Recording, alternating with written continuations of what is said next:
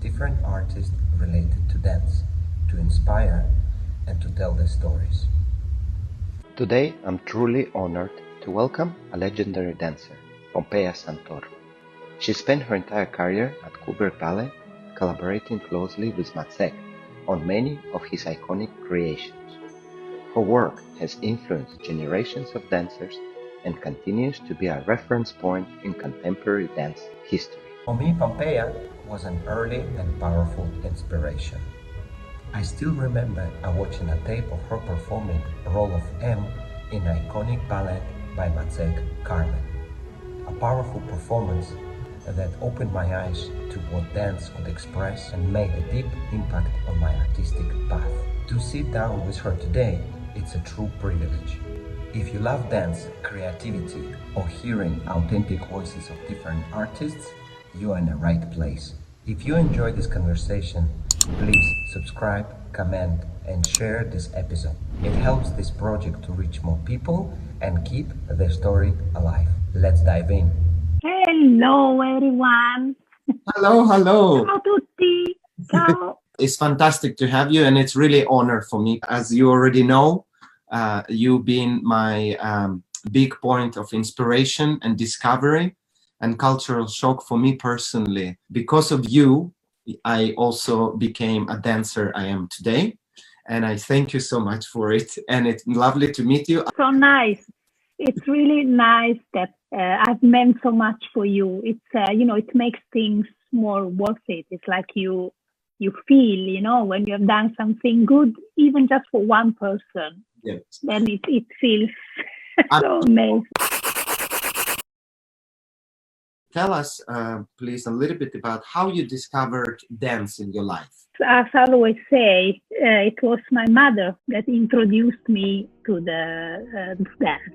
She brought me to a little small dance school here in Michelino, where I live today. It wasn't really my passion to start with, because I was interested about totally other world. I wanted to be a secretary. I wanted to be, I like to be somehow have under control everything. I used to ask my brother to play the costumer, and I was behind the desk. So yeah, I don't remember ever playing with dolls. So she brought me to that little dance school, and immediately the dance teacher told her that I was talented and that I should consider to keep going and move into a more serious ballet school. So my mother thought, okay, so that's what she did. She moved me into a private more professional school in Torino.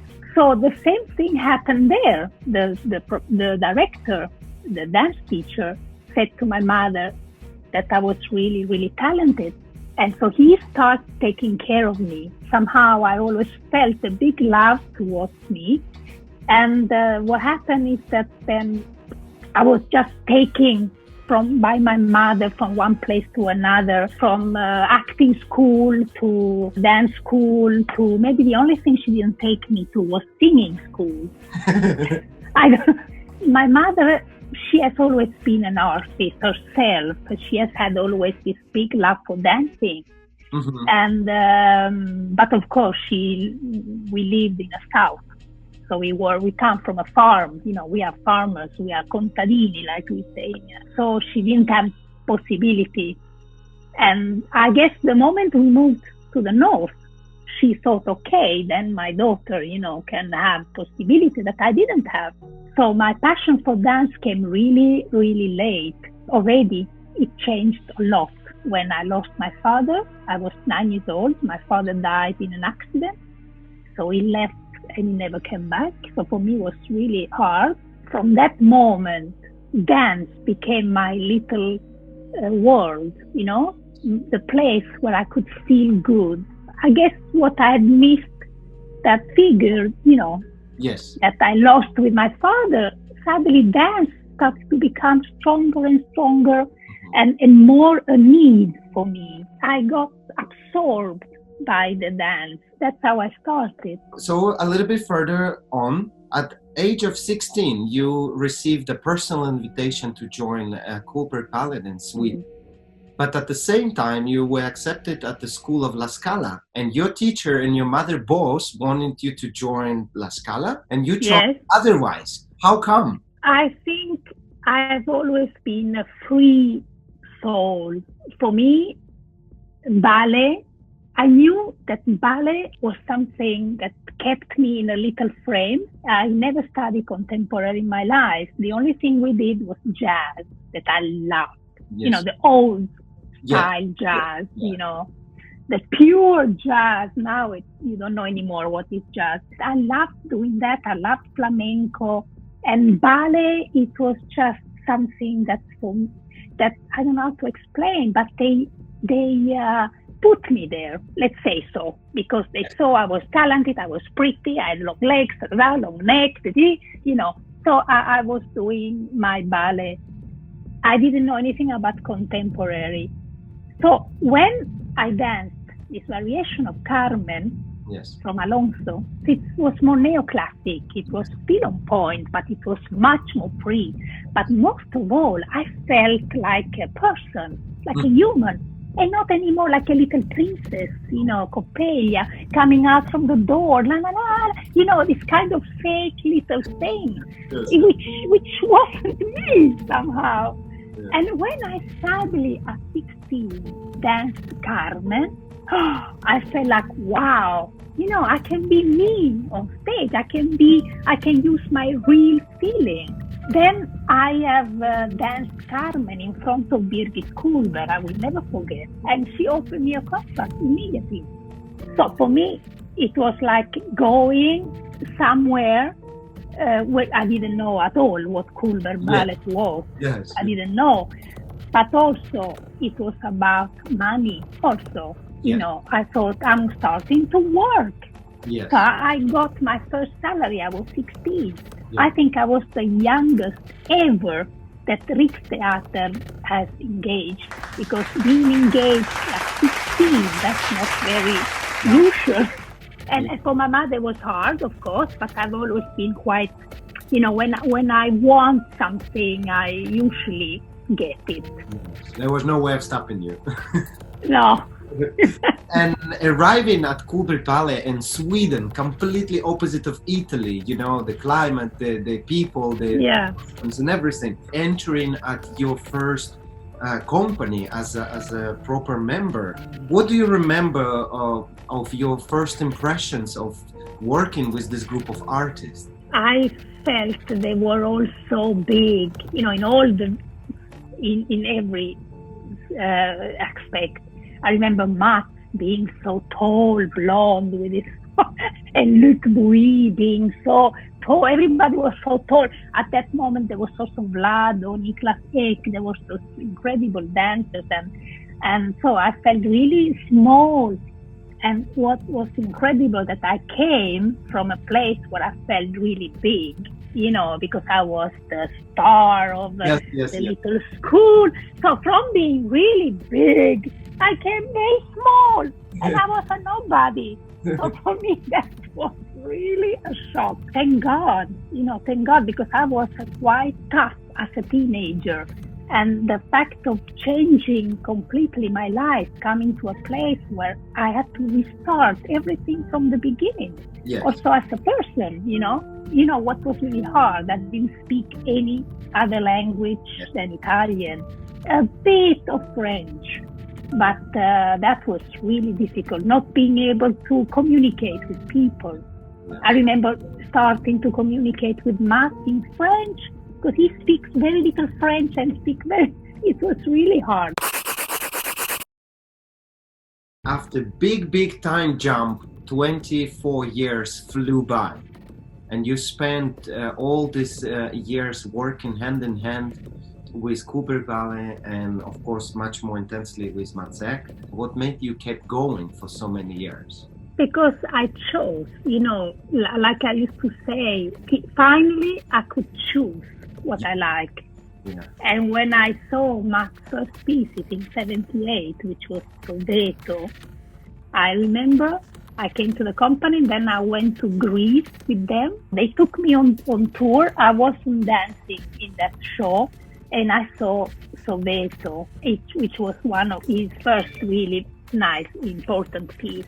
And I couldn't believe it. I said, this is what I want to do. I was completely in adoration for the piece, for the dancers. I thought the dancers were incredible, And so and then came the house of Bernard Alba. So in a way, I was there from the beginning of my career, you see.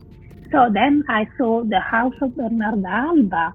I thought this is really what I want to do. Of course, my mother and back in Italy, they realized that I didn't go to a ballet. I was not a princess anymore. It wasn't so well, but I didn't care. I didn't care. I want to be free. I want to express myself freely in and out, So I was always in the creation somehow. And that made me more and more wanting to be there. And I was really there for him and because of him. That's how it is, clearly.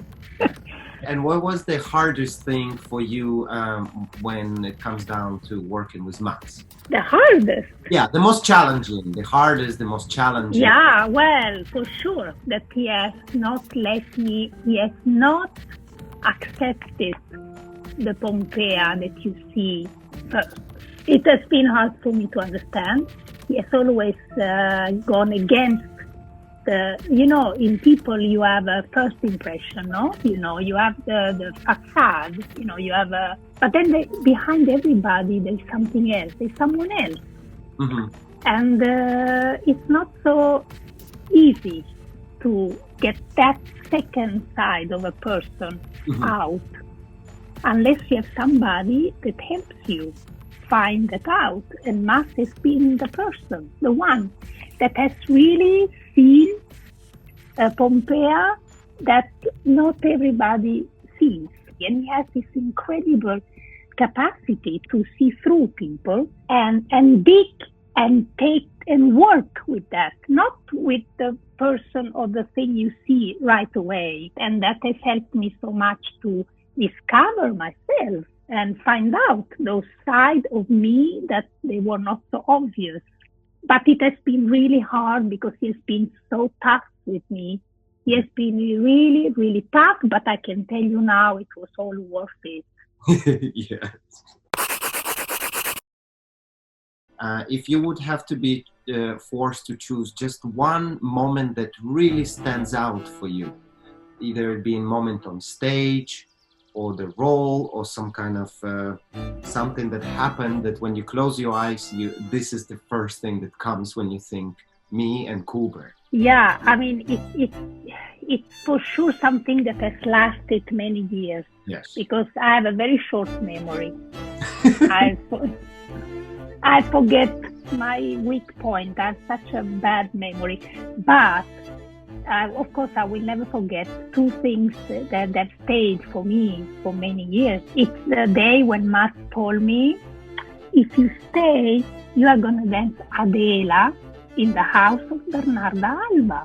And me, I was like, oh, what? I will never forget. I was then 17. I came out of that office and I was jumping and dancing in the street. I was so happy. That role for me, yes. I watched. It was like amazing. I felt it so close to me, And he saw that. Yeah. So he gave it to me. So that was one. But why I say that it has lasted many years, because I have danced Adela from age 17 until age 36. Oh my God. So I have grown up with her. The second moment was when I go to the schedule to see what was my rehearsal the next day. Uh-huh. And I see from 11:30 till 1 o'clock, Giselle, Max / Pompea. I thought, what the heck? Is he going to give me correction from the past? Because I was doing one of the peasants. And the second asked one of the girls, I said, did I dance so bad? Is he going to correct? Does he want to? I never thought.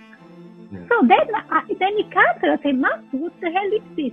I said, well, you're gonna learn Giselle. I said, sorry, what? Giselle, what Giselle? Yeah, she said, the leading role. I promise you, I looked at him in the eyes, I ran, I went into my lounge and I locked the door and I started crying. Oh. And he came after me and said, hey, are you crazy? What's wrong with you? I was like, no, I don't want to do it. I was crying like crazy. I just didn't want to do it. I said, I don't want to do it. Why do you do this to me? I was so upset with him. That's how I reacted. Yes. I was so mad. And then he said, but why? I said, how can I do something that Anna was created on Anna? And she's so amazing. I was the first one after her. Yeah. She has been for us something unreachable. Nobody could reach to her. I always had a little sense of being so much small compared to her, like I'm nothing. I will never be able to do this, because for me, she's been the biggest inspiration, such an amazing dancer and artist. So, and then as he said to me, I said, no, I cannot do. He said, Pompea, but he said to me, Giselle, it's not Anna. And then I right away stopped crying and look at him. What do you mean? He said, Giselle is Birgit. Ooh. And then I said, okay. I said to him, let's try. That made it for me, because he somehow, I realized that he got inspired. Of course, he would have never done Giselle without Anna, that's for sure. But he was, as we know, most of his roles, they are inspired by his mother. And we started working on Giselle. That day was, I will never forget, in Giselle also. 10 years of Giselle. I had Giselle with me for 10 years, kind of growing into the role, and it became somehow, my own Giselle, which it was really hard to get away from Anna's, which is amazing. She's just so unique. And for me, it was really hard to put on that dress. It took a time for me before I felt Pompea into that role. But yes, he helped. I will ask you one more question about a role that you perform, which for me, of course, it's very, very special. And it's role of M in a Carmen, because that's how I first got to know you. Well, I got to know M as such, and I have known who it is for years after I found out who it is, and it's you. Is there any inner secret when it comes down to that role in this ballet? Yeah, the thing is that my big dream role has always been Carmen. And so when Maxi announced that he was going to do Carmen, of course, for me, it was like, he somehow knew that. So he came to me one day before we started, and we were in a party, both with a glass of wine, and then he said, hey, I have to tell you something, I'm going to make Carmen, but I have a very special role for you. I think it's going to be a big challenge. I have no idea what's going to be, he said to me. I don't know how the role will be, but I think you can do that, and let's do it together. Let's see how it's going to be, what's going to come out of it. So I said, oh, good, fine, I was happy. So then we started.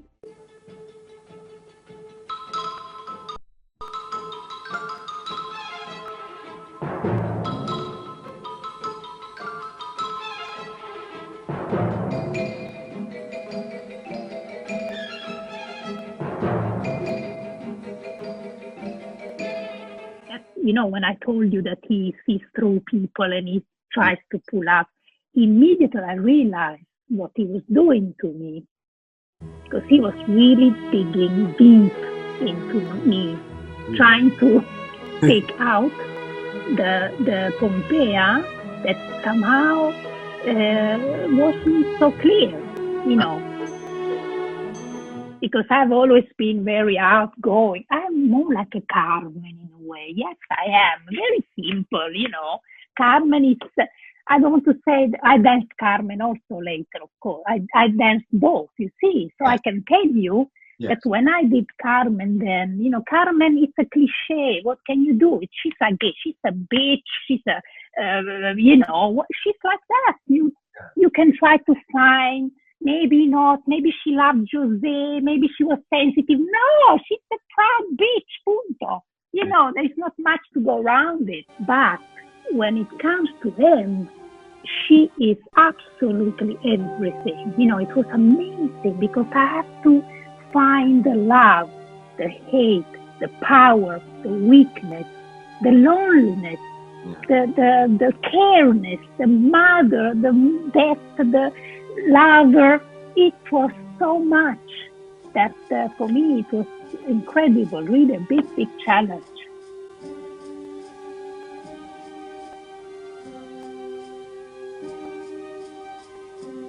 Apart from Matt, what other choreographers that you enjoyed working or dancing? After Matt, definitely Jiří Kylián, because I was 17 and I danced Nacht, Transfigured Night, which is a very, very, I mean, important role. And then he kept on coming back in the years, because Matt and Jiří, they really have lots of respect for each other. They are good friends. So Jiří came many times, and every time he came, he always used me a lot. Mm-hmm. And the Carina Ari, actually, prize, it was given to me thanks to Jiří Kylián's evening. It was for that occasion, actually, not for Matt. Strangely enough, yeah, right. Very, very different choreographers, completely different. But at the same time, they meet somewhere. And with Jiří, I have to say that who has helped me a lot in that work has been Lena Wennergren. She was, for me, you know, if Matt, I can consider him like a father figure, she was for me like an artistic mother figure. She has really been supporting me all the years and helped me technically. You know, she was really a wonderful lady. I really felt she really loved me. And this is so important. When you feel somebody loves you and cares for you, it's something to treasure, because it doesn't really happen often to have somebody that believes in you. And she has always been so, like, you know, when Matt was tough with me, she was compensating, and she always helped me to feel good, because I believe it's good to be tough with somebody, but sometimes it's dangerous. You know, you always have to know how to deal with those things. And if you are insecure, insecurity can turn out into frustration, and that's not good.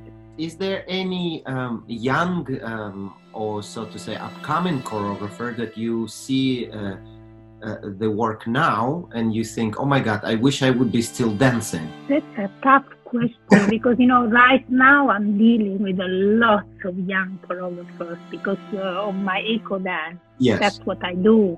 I'm looking for young choreographers. I give them opportunities, and I'm trying to sense the talent, or, you know, sometimes trying to guide them. And, you know, I feel when you're being so spoiled, like I've been, you know, only working with those big names so hard, and Max and Jiří, and you live with 80s, you know, Pina Bausch, and I mean, then it's really hard. It's really hard. Of course, now they are upcoming, like, the two Crystal Pite. I found her work fantastic.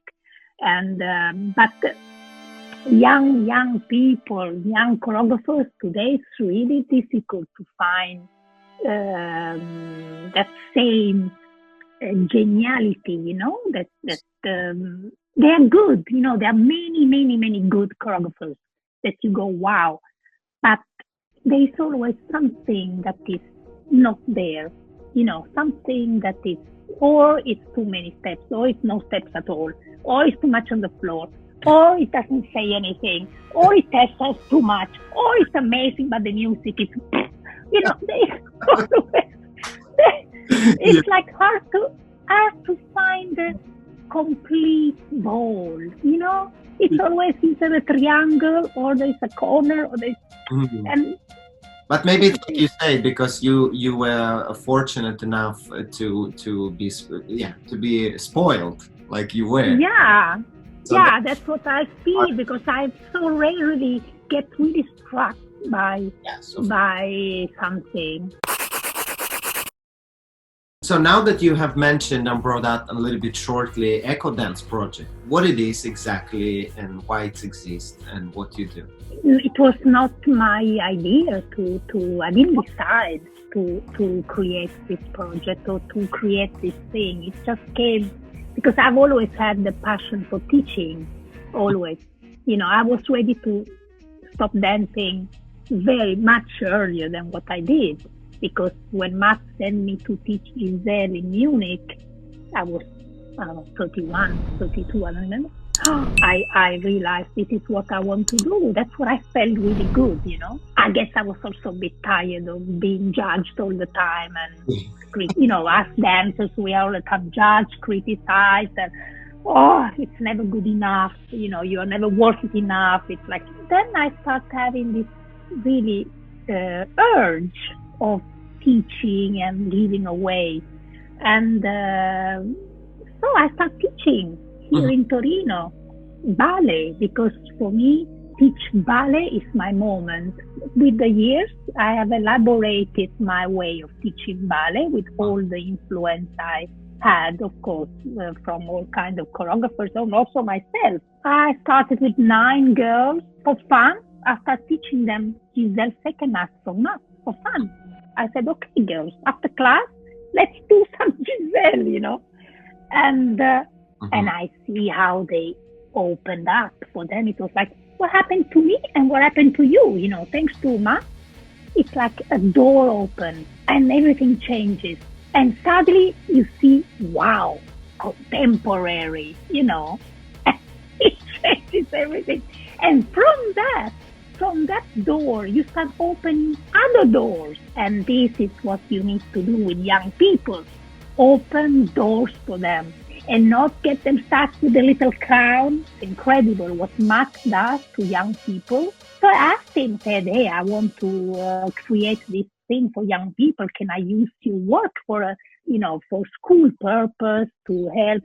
And he's been incredibly generous with me. Said, yes, of course you can do it as long as, of course, there are little pieces and, yes, we can take it on stage, but with educational purpose and social purpose, because as we know, Max is incredible. He's always dealing with social issues. And I think that's very important to bring back that kind of contemporary dance, the one that makes you think, the one that brings life on stage. It's not only about me. That's the beauty of contemporary, when you bring life, real life on stage, situation and problems. And now for me, contemporary is more about me, how I feel, how I'm doing, and what is this move. Let's see how I can get this arm going, but I don't care. What are you telling me? Nothing, It's a lot of blah, blah, blah without any And that's why I have to tell you, I've been very lucky, because now I have like 30 dancers, and I have 13 boys at the moment, beautiful boys, and I try to keep the level very high. And how do I do that? Because they are very well ballet trained. Yes.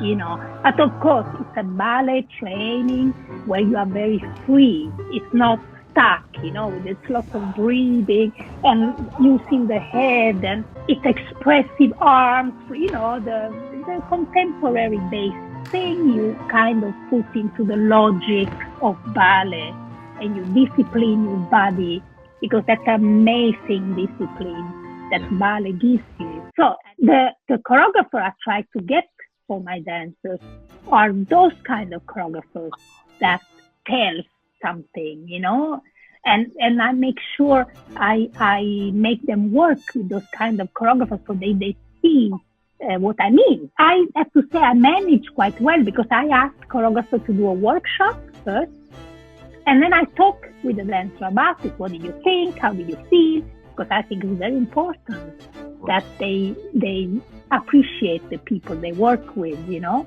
And apart from the things that you already mentioned, that you try to implement to your students, what are the other important qualities or virtues that you try to teach them? Somehow for me, it has to have a sense what we do. Like I used to tell them, otherwise we are wasting time. And if I see a dancer that is not appreciating what is getting, or what I'm giving, or what is receiving, or not curious enough, I say, you are wasting your time, you know, because dance is about investing. Every day you invest.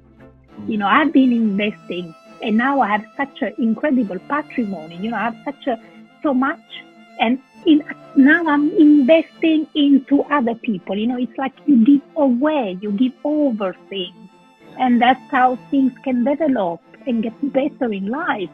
You know, what I have understood, I give it to you, and you will give it to somebody else, and etc., etc. So this is the point of life. I tell them, every minute you spend in the studio, it's so precious. Don't waste it. And that's what's going to make you a better dancer, but also a better person. But as artists, I really teach them that you always need to tell your story. The moment you move, it's about you giving away a bit of yourself.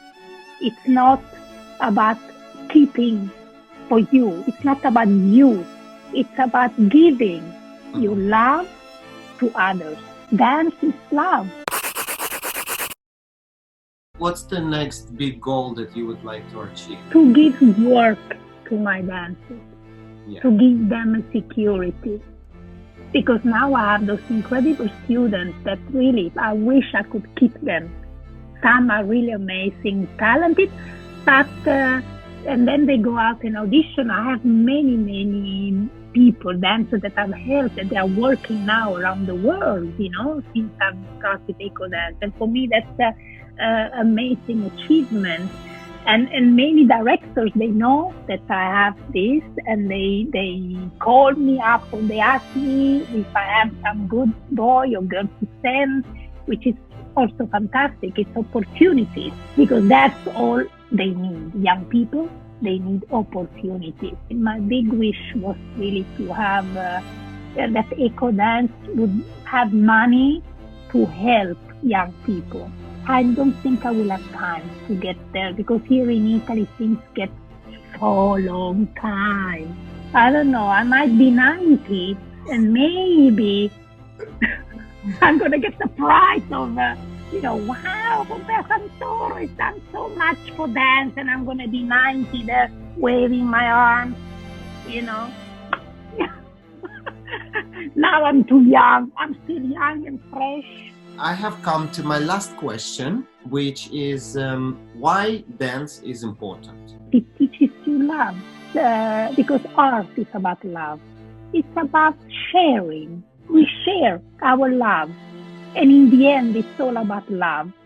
It's it's about giving, like I said before, dance is something you do with the body. It's a talking with the body. Yes. And that's why it has to stay like this. It has to talk to people. And it's not only about beauty. It's about the magic that it creates. It's about being generous and give part of you to the others. And it becomes exchanging. This was so wonderful to talk to you. Ciao a tutti. Bye bye. Thank you for watching. I hope you found this interview interesting and inspiring.